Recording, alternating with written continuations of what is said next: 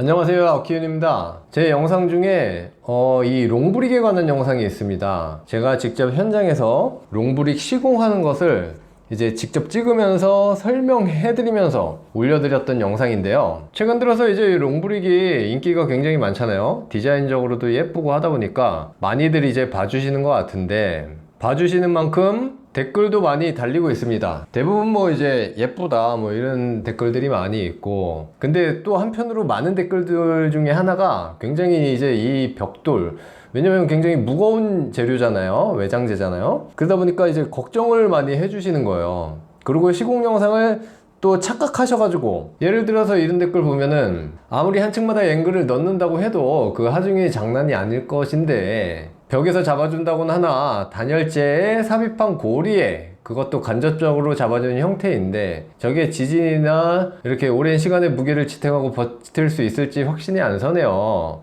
뭐 등등 이렇게 비슷한 댓글들이 많습니다. 근데 이제 여기서 단열재에 삽입한 고리라기보다는 단열재를 통과해서 이제 마찬가지로 우리 앵커, 제가 최근에 외장재 시공할 때 앵커 박는 것들 보여드렸잖아요. 그것처럼 이제 콘크리트 옹벽에 박는 거거든요.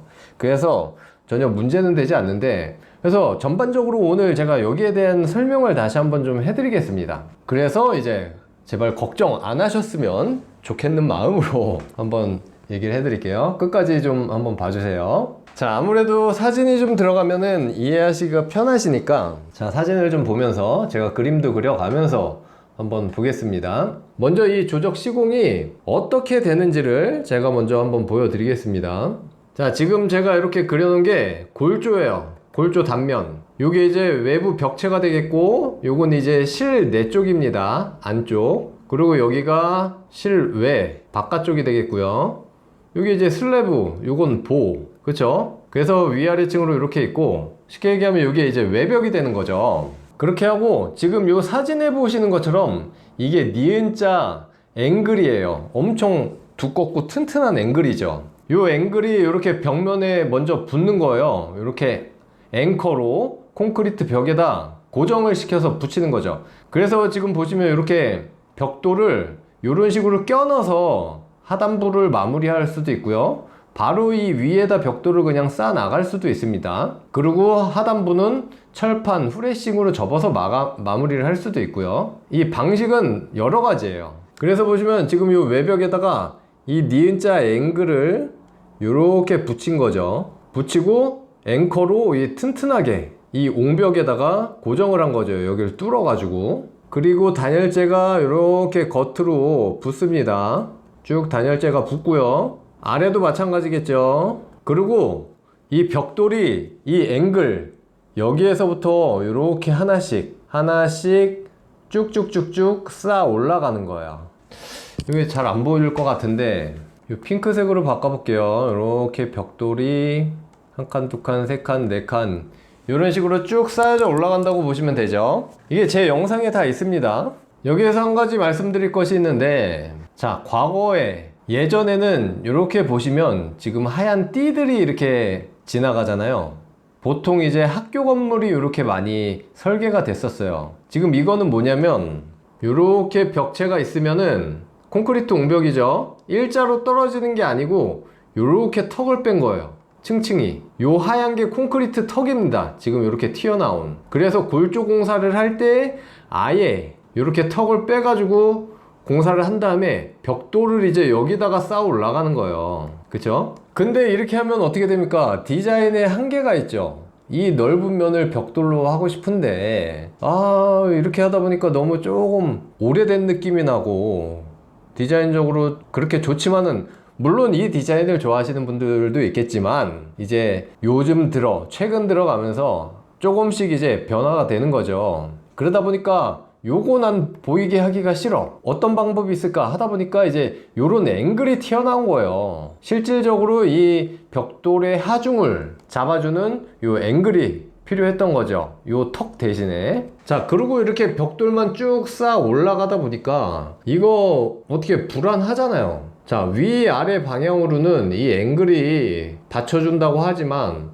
만약에 좌우로 흔들린다, 뭐 지진이 오거나 뭔가 충격이 있어서 좌우로 흔들린다, 그러면 어떻게 잡아줄 거냐. 그래서 이제 제가 영상에도 설명을 해 드렸는데 여기에다 중간중간에 연결 철물을 넣습니다. 그래서 요 단열재가 있기 때문에 예전에 설명드렸던 말발굽 같은 거를 이렇게 설치를 하고, 많은 분들이 이제 그냥 여기에서 끝나서 이렇게 철물이 나오는 줄 아는데 이게 끝이 아니죠. 이러면은 단열재 뚫은 게 무슨 힘을 받겠습니까? 앵커가 여기에서 쭉 박힙니다. 이렇게 안으로. 이 말발굽을 고정시켜 주기 위해서 단열재 위에다가, 요게 중요한 거예요. 그래서 영상에도 요게 나오거든요. 그래서 이 칼블럭 앵커로 벽에다 단단하게 고정시켜줘서 이 디귿자를 잡아주고, 여기에서 이제 연결 철물이 나오죠.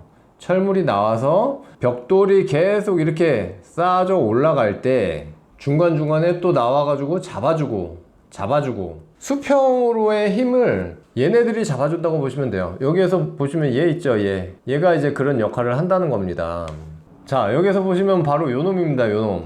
요게 말발굽이라고 하면은 여기 위아래로 앙카가 박혀 있어요. 요게 이제 벽을 뚫어가지고, 옹벽을 뚫어서 단단하게 잡아주는 거죠. 그리고 좀 더 디테일하게 사진을 보시면, 자, 요렇게 생겼습니다. 여기 이제 말발굽이 이렇게 박히고요, 벽체에. 그리고 이렇게 연결 철물이 튀어나오죠. 튀어나오고 보시면 여기 와이어로 이 수평으로 쭉쭉 보내가지고 전체 저 끝에까지 다 보내가지고 이렇게 잡아줍니다. 그리고 이 위에 요 몰탈 사이사이에 몰탑이 메꿔주면서 얘를 감싸겠죠, 덮어서. 그렇게 쭉 저 끝까지 덮어지는 거예요. 그러면은 이 와이어가 이 철물하고 같이 이 몰탈의 사이사이에 매립이 되기 때문에 쭉 잡아줄 수밖에 없는 거죠. 그리고 이 사이사이에 요 말발굽 간격이 다 있고요.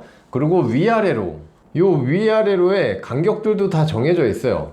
보통 이제 최근 들어서는 이 내진 설계에 의해서 400, 보통 이제 400 정도 간격되고, 이게 아마 600에서 400 사이에 왔다 갔다 합니다.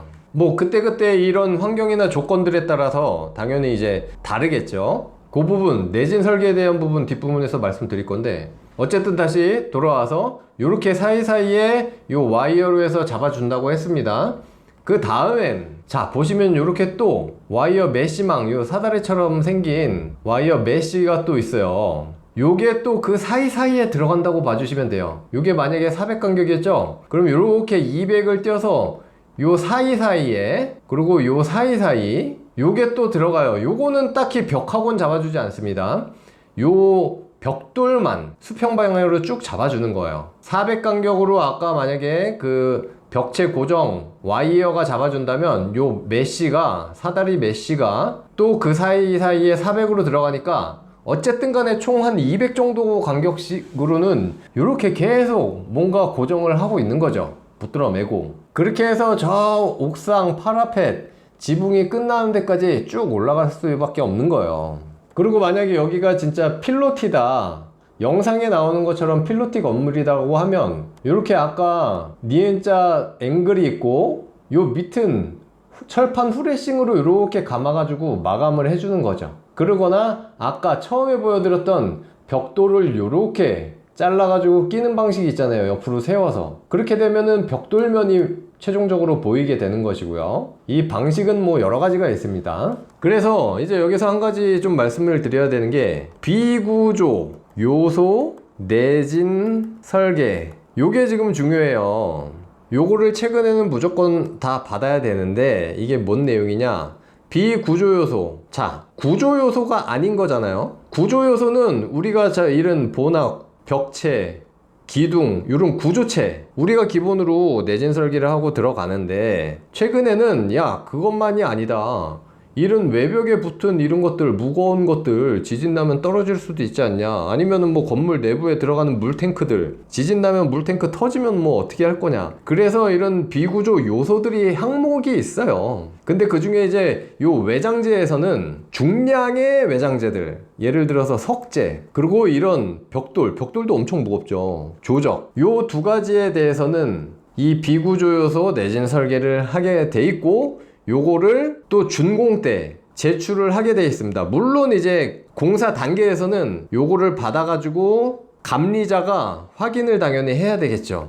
요거를 해야 되는 시기는 이제 요 공사하기 전에, 조적 공사라면 조적 공사 들어가기 전에 미리 이제 구조 기술사한테, 누가 하냐면 요건 시공사에서 주체가 돼야 돼요. 왜냐면 자, 우리가 벽돌을 공사할 건데 요런 식으로 요런 철물들을 써서 어떤 간격으로 해서 요런 식으로 고정시켜서 저기 시공을 할 거다 라고 이제 구조 기술사분한테 이제 의뢰를 하는 거죠. 그랬을 때 그 정도로 한다면 오케이다, 아니면은 그거 갖고 안 된다, 철물을 더 튼튼한 걸로 더 좁혀서 더 간격을 촘촘하게 해가지고 해라. 그래서 이렇게 해서 최종적으로 오케이가 떨어지면 그거를 감리자가 보고 승인하에 이제 이 공사를 할 수가 있는 거예요. 여러분들, 그냥 자기 멋대로 이렇게 공사를 하는 게 아닙니다. 그래서 딱히 여러분들이 그렇게 우려하시는 것처럼 굳이 이렇게 생각하실 필요가 없어요.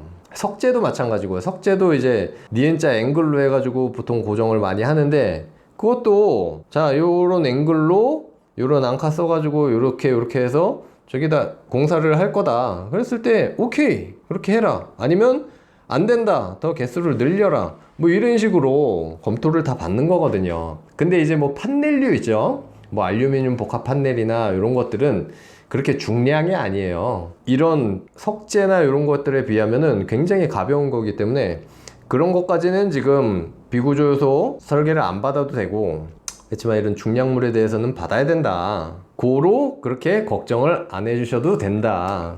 그래서 이제 그런 댓글들 보시고 최근에 한 분이 또 이렇게 댓글을 달아주셨어요. 이런 조적공사도 불안하다는 댓글 보면 진짜 수만 년 동안 검증된 동굴에서 사시는 게 어떨런지.